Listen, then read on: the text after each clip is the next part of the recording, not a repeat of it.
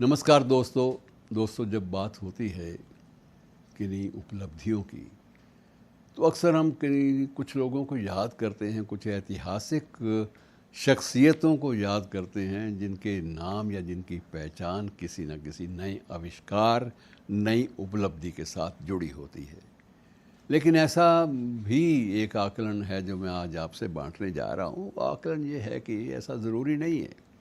बहुत सारी नाकामयाबियाँ, बहुत सारी असफलताएं, यह भी उसी फ़हरिस्त में आती हैं, ऐसी चीज़ों की फ़हरिस्त में आती हैं जिन्होंने दुनिया सारी की सारी बदल दी। मसलन मैं आपसे बांटता हूँ थोड़ी सी चीज़ें। थॉमस एडिसन आपने नाम सुना हुआ है और महान आविष्कारकों में उसका नाम आता है। आपको सब पता है, मैं दोहराऊंगा नहीं। थॉमस एडिसन को स्कूल से सिर्फ 4 महीने के बाद निकाल दिया गया था और शिक्षक ने उन्हें मानसिक रूप से कमज़ोर घोषित किया था और उनके पेरेंट्स को बुला के, उसके अभिभावकों को बुला के बता दिया कि आपका बच्चा मानसिक रूप से अस्वस्थ है, इसका इलाज कराइए, ये स्कूल में पढ़ने के योग्य नहीं है। और बाद में जो उसने थॉमस एडिसन ने जो चीज़ें हमें दी, पूरा विश्व उसके बारे में उसका कृतज्ञ है, उसका एहसानमंद है। और चार्ल्स डार्विन का नाम आपने सुना है मित्रों। डार्विन के सिद्धांत बड़े प्रसिद्ध हैं। डार्विन पर दबाव था, पिता ने कहा कि इसे तुम्हें डॉक्टर बनना है और पिता ने ये हाथ में चेतावनी दी कि तुम सदा किसी कल्पना लोक में जीते रहते हो, कल्पनाओं में जीने की तुम्हें आदत पड़ गई है, ये आदत तुम्हें छोड़नी पड़ेगी और तुम्हें सिर्फ डॉक्टर बनना है।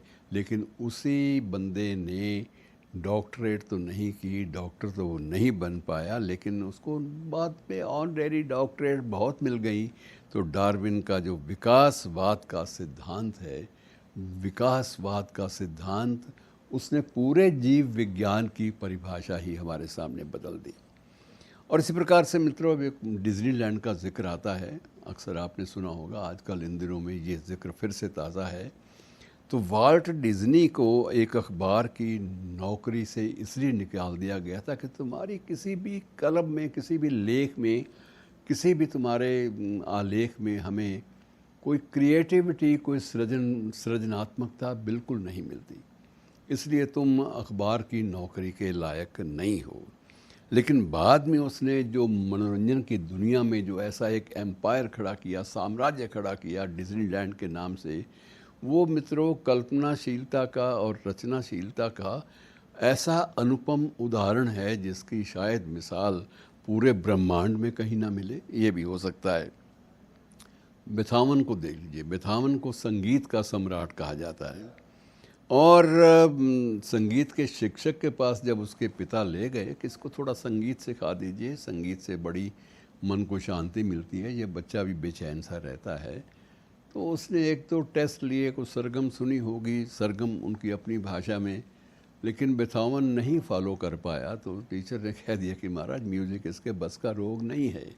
और बाद में उसी बेथावन के नाम से संगीत की दुनिया में एक नई क्रांति आई। एक असफलता ने जो स्कूली जीवन में औपचारिक शिक्षा ना पा सकने की असफलता थी, उसने उसको कहाँ खड़ा कर दिया, ये मित्रों आप जानते हैं। और इसी प्रकार से मोज़ार्ट है, हेनरी फोर्ड, सबसे बड़ी हेनरी फोर्ड की मिसाल है।